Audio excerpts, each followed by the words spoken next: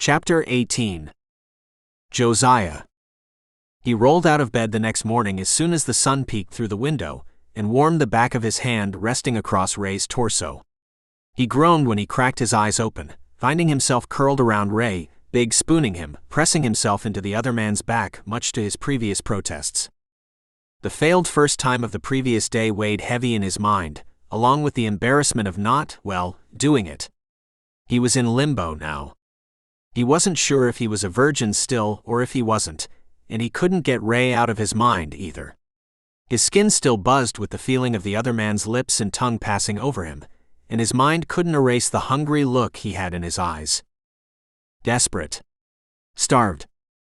Josiah liked this look the most. He liked the way Ray licked his lips when he looked at him. He liked being what someone else craved, but it didn't erase the tension knotting his stomach. Ray had played things off the day before, but would he still be okay in the morning?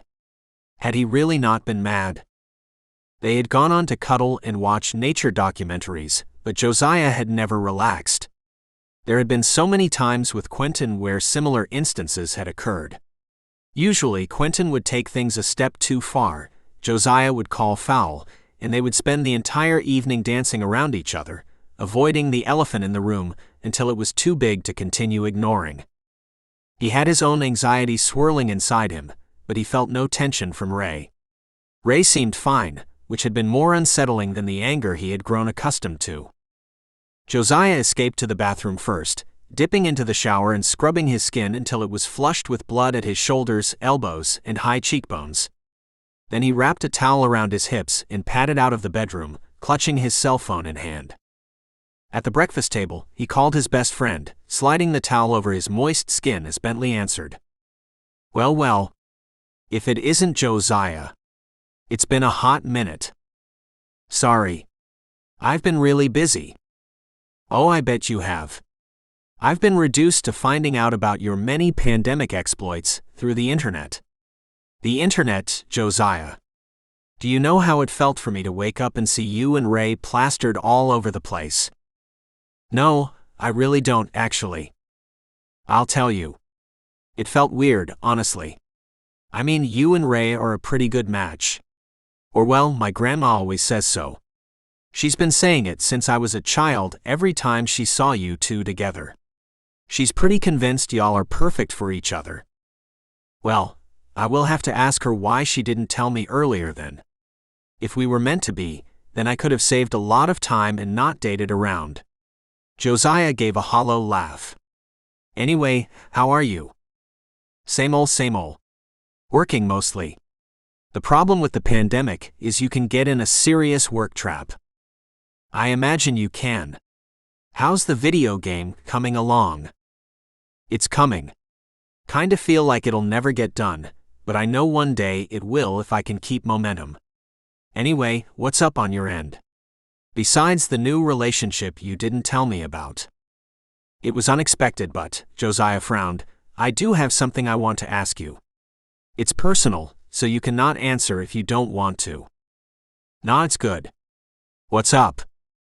Josiah took in a deep breath and sighed.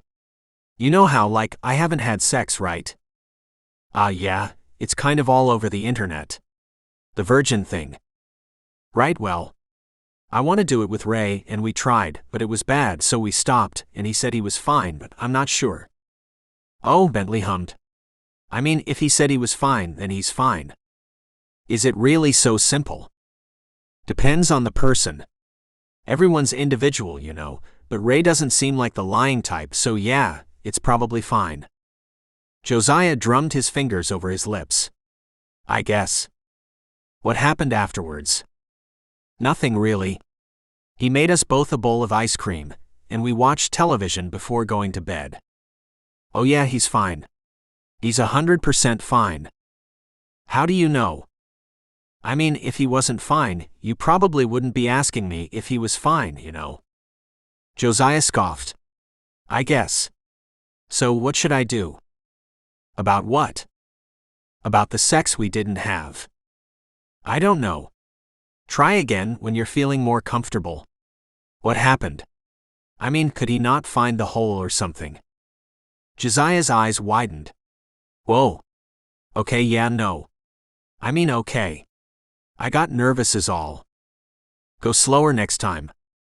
We were already going slowly. Slower, Bentley drawled before laughing. The problem is you're taking it too seriously. You've built it all up, and now you want it to be perfect, and fireworks are supposed to go off and whatnot, and sometimes things don't go smoothly. Sex is organic, so you have to get rid of your grand plans and enjoy the process. Drop your grand plans, let stuff happen organically, and enjoy being in the moment. Everything will be okay. I promise. And if everything doesn't work out in the end, then he can catch these hands. Reassuring. Josiah rolled his eyes. Okay. I'll remember what you said. Good. Anyway, I gotta go. I promised this one chick we could do a virtual workout session, so I'm about to get my sweat on. Sounds fun. Yeah, it ain't bad. It was good to hear from you. I'm glad you're okay, but I'm a little shocked. I'm guessing your family's okay, too. Yeah. I haven't heard anything, but I assume since I haven't heard anything, everyone must be okay. Probably legit. Anyway, I'll talk to you later, alright? Keep me posted on how it goes with Ray. I will. Cool.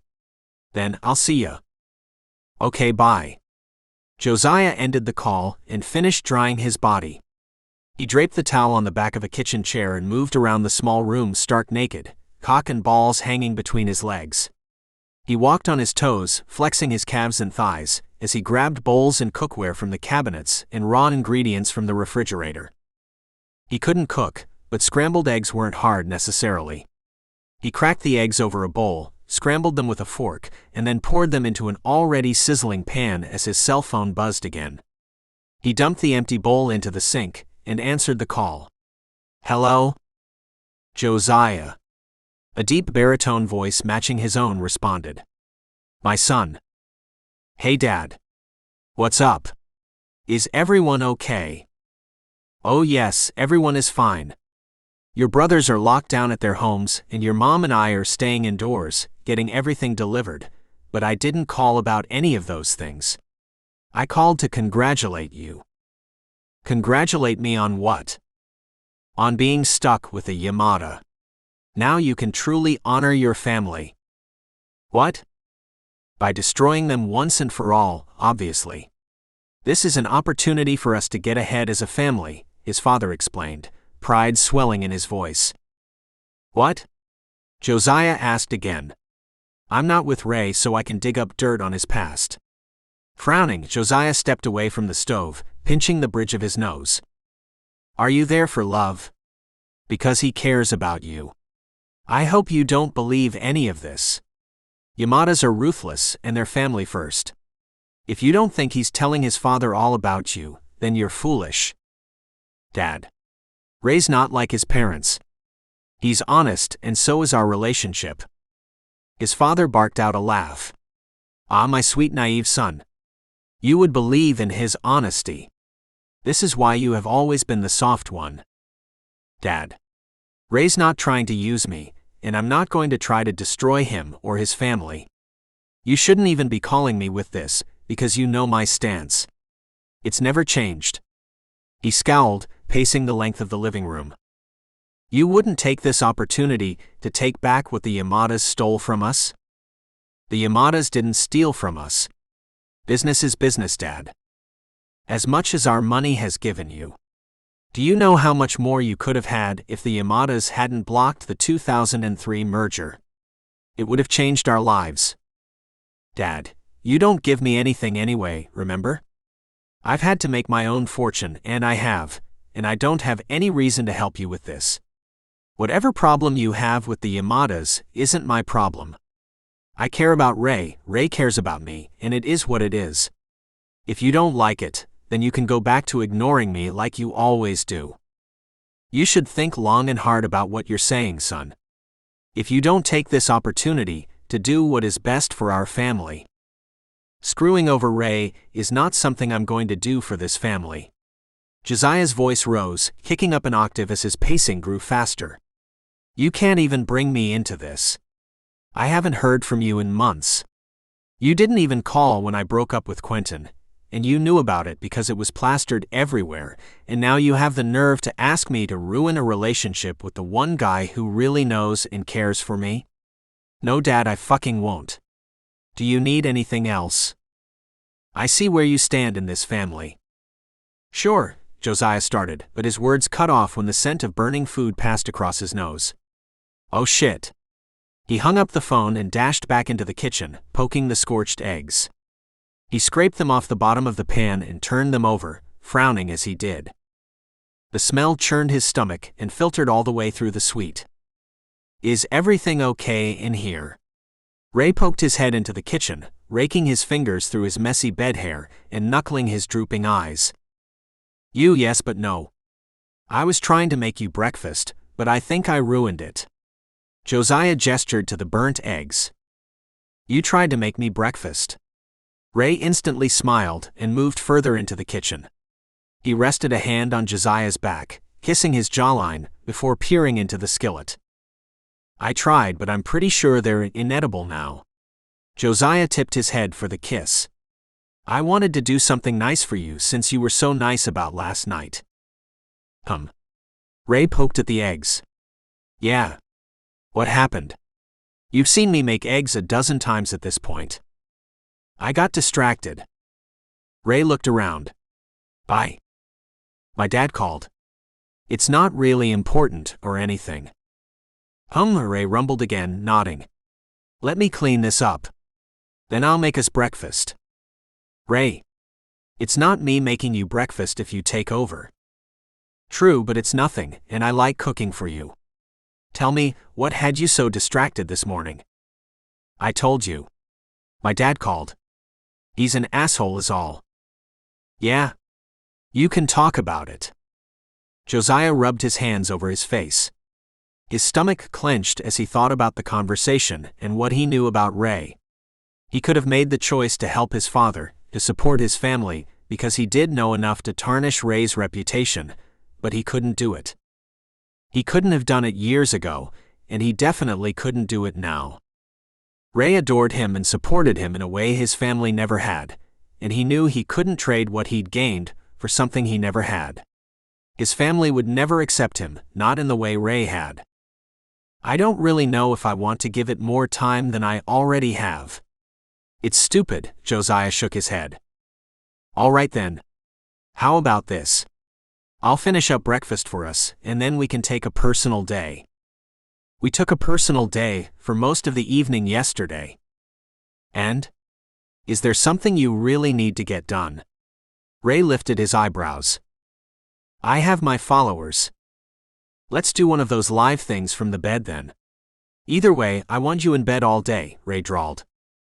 Josiah chuckled. You can have me in bed. I'm going to shower while you cook. Didn't you already shower?